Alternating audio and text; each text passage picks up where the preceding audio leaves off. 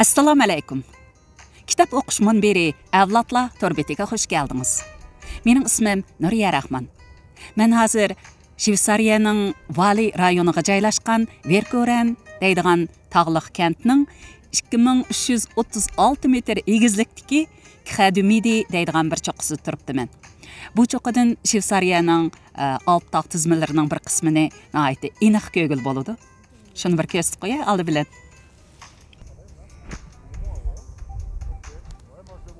Bugün hava ancha yaxshi emas.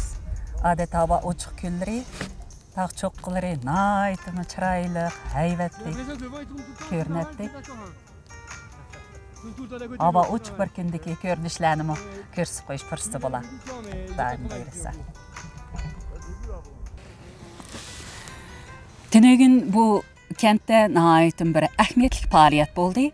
Oldi bilan tünögünki shu faoliyatdan bir necha ko'rinishlarni hozirlarga sunaman. Qani marhamat. Kitap o'qish munbirining aziz mushtarilar. Bugun men sizlarni alohida bir faoliyatga boshlab borman. Bu faoliyat kentimiz Verkorendan o'rinlashtirgan mushu chang'i teyilish maydonidagi axlatlarni tozalash. Ya'ni hozir teleferik bilan 2300 metrdan ortiq egizlikka chiqamiz. Şu egizlikdan pastgacha bütün axlatlarni tozalab, anadakin qayta yana ustiga chiqamiz. Aql amsa boshlavatdik. Tozalashga kelgan odamlar 50 dan ortiqroq ekan, bir necha guruhga bo'linib axlatlarni terishni boshladik. Nima degan chiroyli qizlar. Hamma narsa o'z xili bilan deydi. Mana gullarmi o'z xili bilan. Ma bir top seriq gul, xili bilan turgan gullar. Bir-biriga o'xshaydigan gullarning bir yerda bo'lishi haqiqatan odamni ajoyib bir hayron qoldirdi, ha? Video tatviti, men yerda bir axlatni bayqab qoldim mana. Nima degan chiroyliq. Nima degan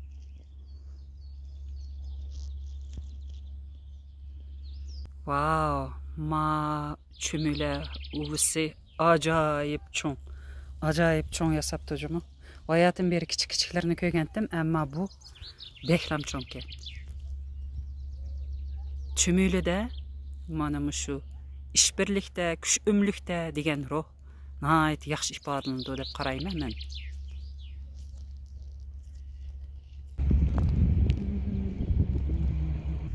Nasıl kıynamlardaki çıraylık durup ketipsizler sizler? Yağmur koyup etti. Simsim yağmur lekin. Bu yerda tağның bedilleri var ekan. Bulamı bir yerga jam bulup, iştahlam üstü mana. Biraz üzüp. Sırak kökçe çörs qısam boğdek. Mana mushundaq. Üç qetim üzsem. Bir qetimlik kökçe çörs boldu. Yağmurlarım to'xtab, hava içilib ketdi.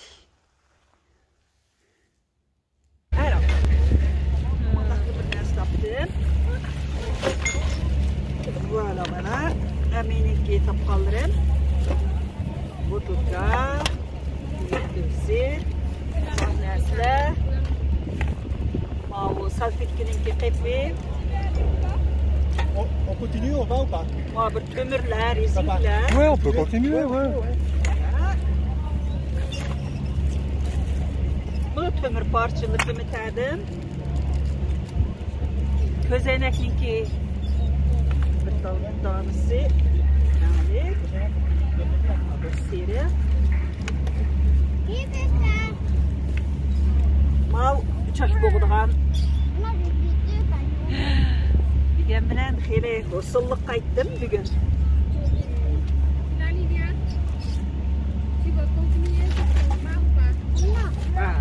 Endi buni pastga tushamiz. Guruhimizdagi kishilar bilan pastga yaqinlashdik. Mana pastga yetib kelay dedik. Mana ikkinchi xaltamda xeyli jiq narsalarni tera oldim. Anandan başqa bede. Yonçuğumğa. Regarde. C'est quoi, des fleurs des... Güzel. Ah. Bede dedim. Kekçi şers bilmez öptürüp. Maqul əmsə. Getdik. Həmrahlarımızға yetişib alaydı.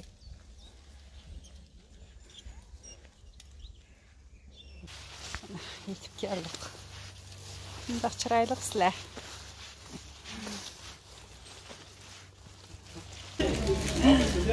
Muşlarının həmmisini tarazıға selib ölçəyimiz hazır.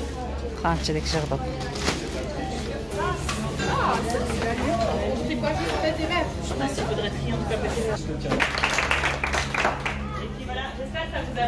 Mana əmdə opçu bir resimga tushmoqchi.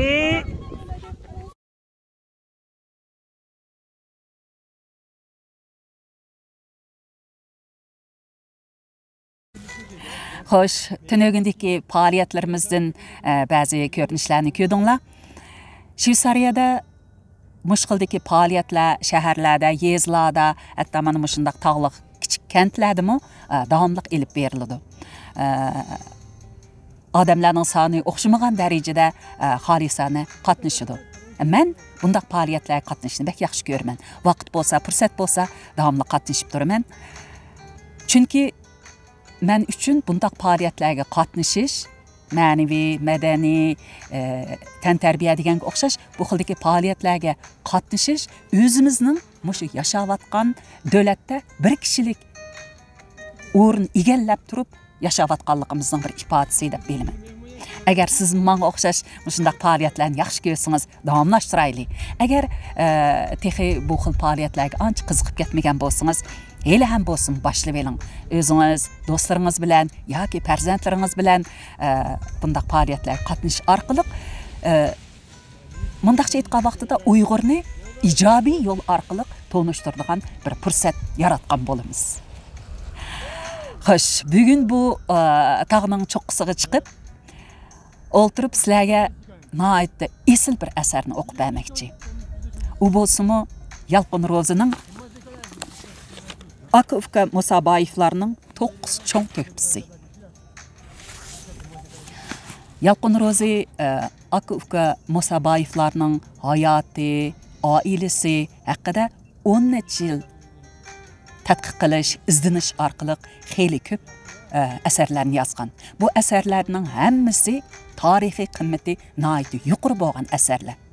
Kitob o'qish munbirimizda bir parcha qishning siri, ondan Aka-uka Musaboyevlarning hisobot daftari deganga o'xshash asarlar bor. Agar bu asarlarni texi anglamagan bo'lsangiz, meningcha chuqur bir anglang. Haqiqatanmi bu Aka-uka Musaboyevga o'xshash Uyg'ur tariximizga shonliq sahifalarni qoldirgan faxrlik ajdodlarimiz haqidagi bu materiallar bizni bu ajdodlarimizdan texmi faxrlanadigan, ularni hassilab hurmatlaydigan, shularning ruhidan ilhom olib yashaydigan nihoyat bir esil asarlar. Ma'qul amsa maqolani boshlab etdim. Bu maqola sal uzunroqga, shunga 3 bo'limga bo'lib o'qib beraman. Haftada bir qaytim anglaysizlar. Xo'sh, maqolani boshlab etdim.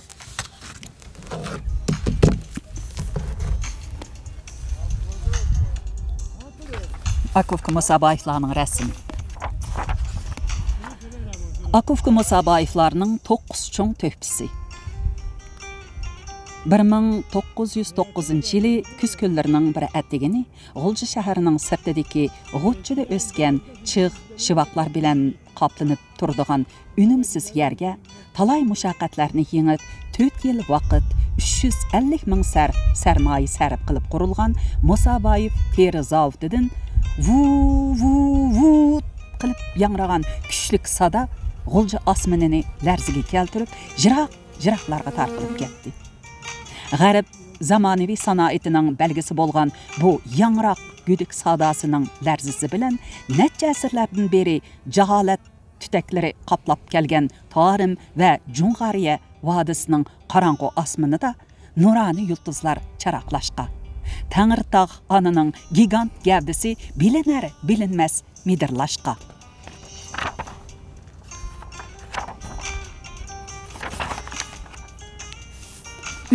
tinimsiz eqib kelayotgan Ili daryosi qaytadan do'lqinlashqa. G'aflat uyqusida pushuldab yotgan bu qadimiy tuproq asta-asta silkishga boshladi.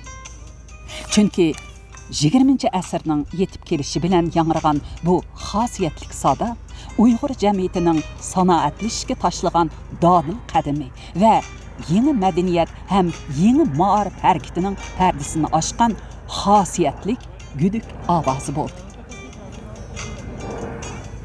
Ani shuningdan keyin Xinjiangning ko'plagan joylarida yangi ma'rif va yangi madaniyat harakati orqama-orqa borliq keldi.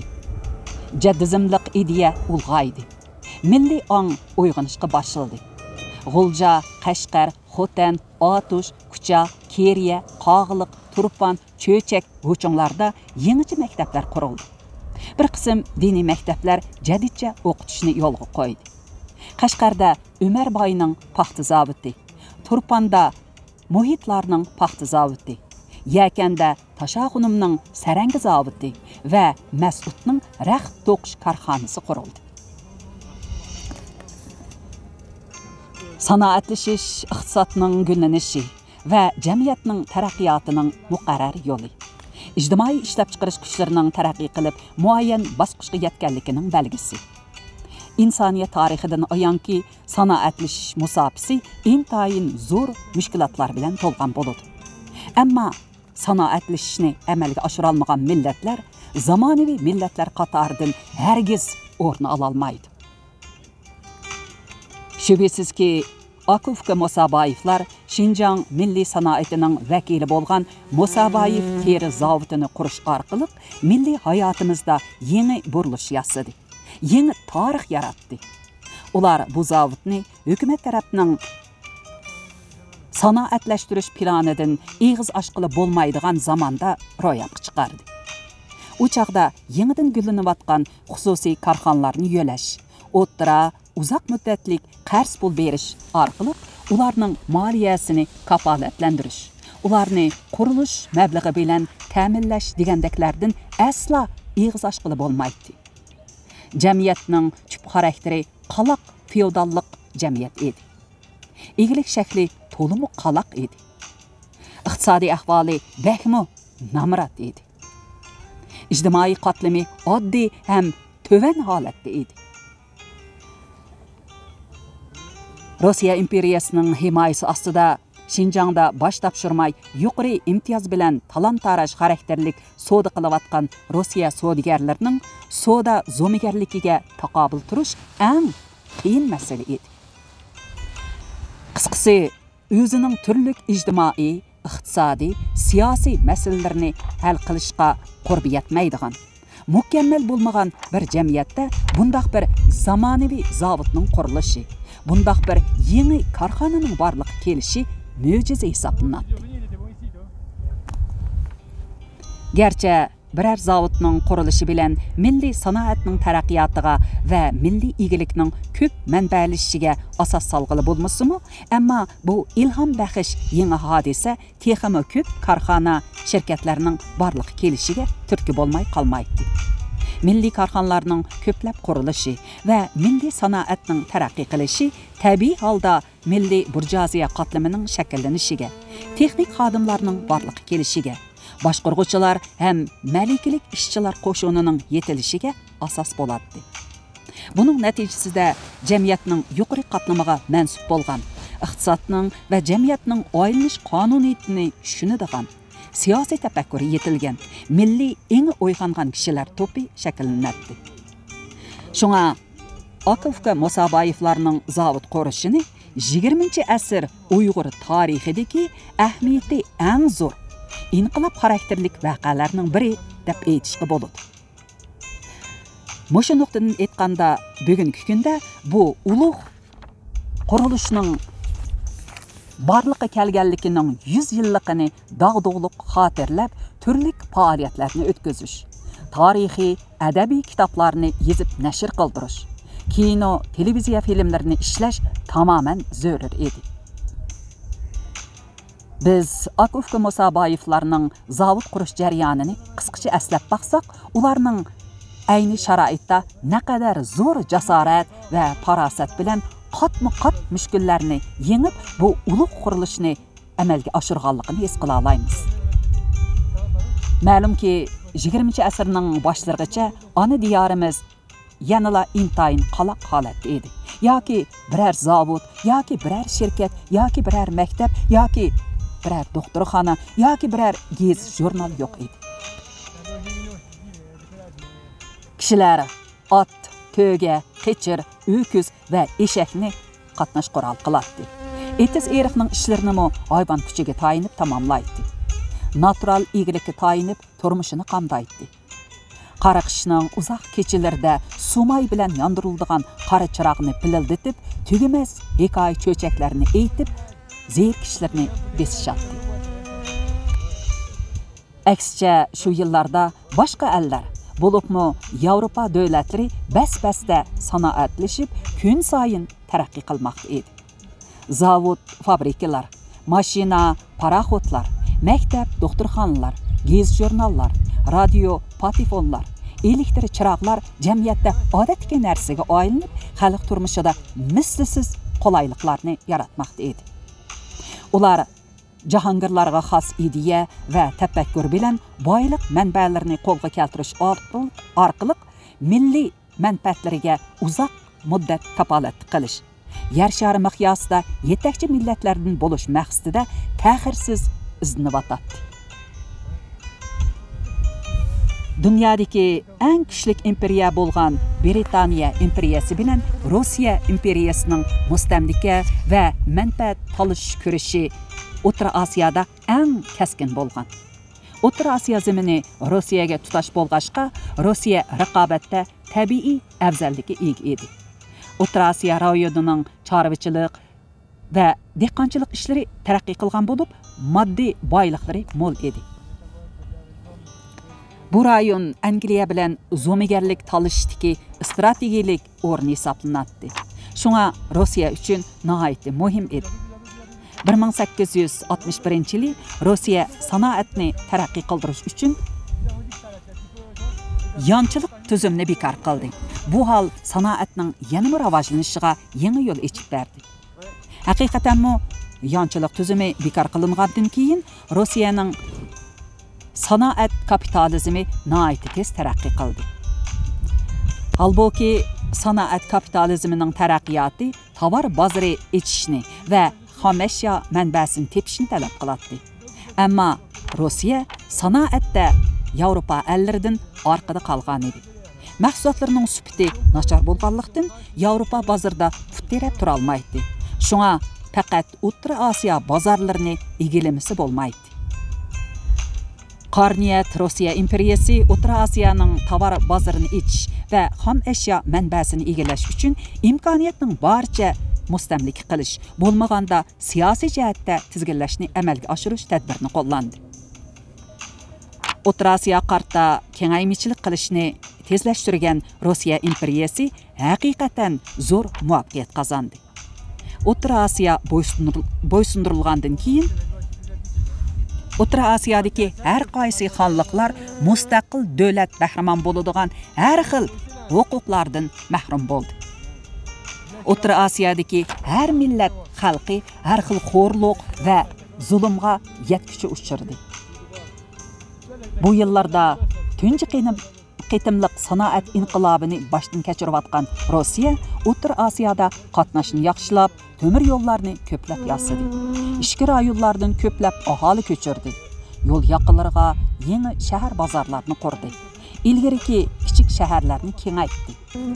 Qatnashning rivojlanishi va temir yo'llarning ko'plab yasalishi bilan qadimiy shahar bozorlar va yangidan qurilgan shahar bozorlarining savdo tijorat ishlari nihoyatda tez jonlandi. O'rta Osiyoning yez egilik mahsulotlari, masalan, oshliq, paxta, yipak, mevchi va ko'n xurum qatorliq mahsulotlarining tovarlashishi kun sayin kengayib bordi. O'rta Osiyoning bir qismi bo'lgan Xinjiang rayonimi Rossiya imperiyasining strategik manfaati doirasidagi muhim joy edi. Shunga Çar Rusiya hökuməti türlük bahane səbəblər bilan zəifləşkən Çin sulalisi hökumətini Şinjanğa münasibətlik işlarda yol qoyuşda qıslaydı. Məsələn, 1881 yılı imzalanğan Jungu Rusiya İli şərtnaməsi bunun tipik paketi. Bu tənsiz şərtnamə boyunca Rusiya İli, Çöçək, Qashqar, Ürümçi qatarlıq bir neçə şəhərdə konsulxana qurğan. Qomul, Turpan qatarlıq şəhərlərdə Rusiya savdogarlari uchun savdo rayoni belgilab berilgan. Şinjangda savdo tijorat bilan shug'ullanadigan Rusiya savdogarlari Jungo hukumatining qonun tuzumlarining cheklamasiga uchramaydi. Ularning qilmishiga Rusiya konsuli kesim chiqaradi. Ular bosh to'lamay savdo qiladi. Ular Rusiyaning kundalik sanoat buyumlarini elib kelib, keng ko'lamda sotgandan boshqa Şinjangdan sanoat xam materiallarini arzon bahoda setib olib, pishiqlab ishlagandan keyin hassalab foyda oladi. Ularning xam material savdosida yung, teri asosli o'rinni egallagan edi. Rossiya savdogarlarining O'rta Osiyo, jumladan ana diyorimizga turkumlab kelishi o'z navbatida savdoga mahir, savdo an'anasi kuchli Uyg'ur savdogarlariga fursat elib kelgan. Ular yurt arlab, chegara atlab, al-sat shaklda savdo qilishga boshlagan. Karvonchilik, saroyvallik kasbi bilan shug'ullangan. Çar Rusiya bilan O'rta Osiyoni talishda uzoqdan beri baslashib kelayotgan Angliyamu 1895-yili Qashqarda alohida vakil turg'izgan.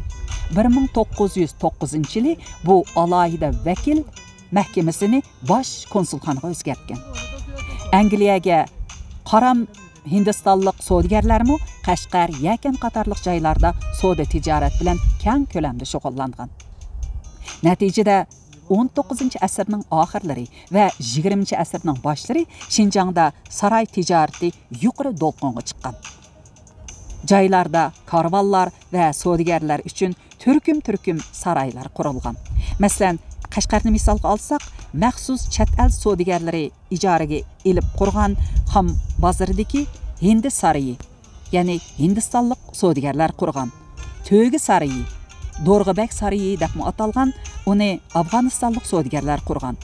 Parang saroyi, hozirgi Chinbog' mehmonxonasining o'rnida qatorliq chet elliklar qurgan savdo saroylaridan boshqa yerliklar tarafidan 50 dan ortiq maxsus savdo saroylari qurilib, har qaysi saroylarda o'xshamagan mol turi bo'yicha tovar obroti yo'l qo'yilgan. Shahar ichida qurilgan yuqorqi savdo saroylaridan boshqa Qashqarning 9 nahiya 26 yerisida 140 tak savdo bozori bo'lib, bu bozorlarda yerlik xam ashyo, pishiqlangan qo'l sanoat buyumlari savdosi va chet el tovarlarini to'p va parcha setish savdosi elib berilgan. Qashqar, Yakan, İli, Çöçek, Ürümçi, Guchung, Qomul, Turpan savdo tijorat jonlangan o'rinlar bo'lib qolgan. Qisqagina 10-20 yil ichida Qashqar, Otush, Turpan va İlining savdogarlari ana diyoridan halqib ishki o'lkalarga va O'rta Osiyo o'lkalariga qatnaydigan savdogarlar to'pini shakllantirgan.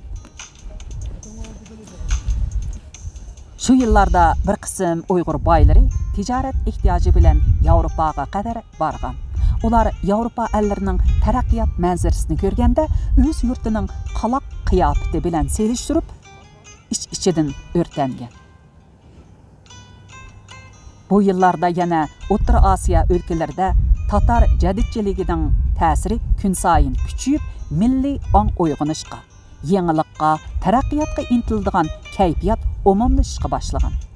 Yana bir jihatdan Rossiya, Yevropa va Turkiya qatorliq joylar bilan bordi keldi munosabatlari qo'yiqlish natijasida yiroqni ko'rar savdogarlar va ostondagi yosh o'lima ziyolilarning ko'zi ichilishga boshlagan. Shunga ular ona diyorning Yevropadek taraqqiy qilgan manzarasini ko'rishni to'liq orzu qilgan. Hamisha bu orzusini amalga oshirishning yo'llari ustida izlangan. Shularning arsida 1890 yillarning oldi keyinda Rossiyalik savdogarlar bilan ko'p savdo qilib, tijoratdagi farosati va mahorati bilan dong chiqarib, Musaboyevlar deb to'nilgan Husanboy va Bahovuddinboy ismli aka-uka savdogarlarmi bor edi. Ular savdo kapitalining ko'pligi va rus tiliga mohirligi bilan Rossiyalik savdogarlarning intayin ishonchiga erishgan. Bu ikkilan Atush Eksaqliq donliq savdogar Musaboyevning cho'ng ayoldan bo'lgan bolalari edi. Ular g'ayrat, jasoratlik, pam farosatlik, insof, diyonatlik qiron yigitlar bo'lib, dadisi Musaboyning yaxshi tarbiyasida o'sib yetilgan edi. Musaboy hojim o'g'illariga doim pulning xo'jasi bo'lmay, bilimning xo'jasi bo'linglar deb nasihat qiladi.